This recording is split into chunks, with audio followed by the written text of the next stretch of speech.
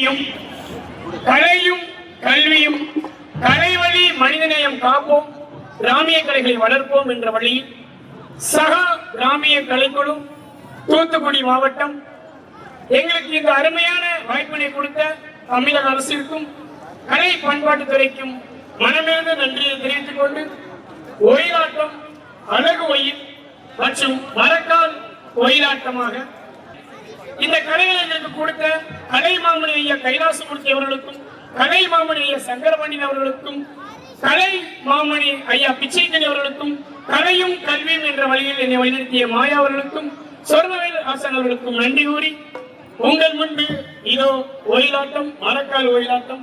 தமிழக அரசு இந்த கிராமிய கலைஞர்களுக்கு அனைத்து வசதிகளையும் உள்ளது. மேடையில் வரும்போது அவர்கள் சொன்னார்கள், வந்திருக்கிற கலைஞர்கள் அனைவருக்கும் மக்கள் உடனே விருது கொடுப்பார்கள் அப்படின்னு. அந்த விருதுதான் கைத்தறி.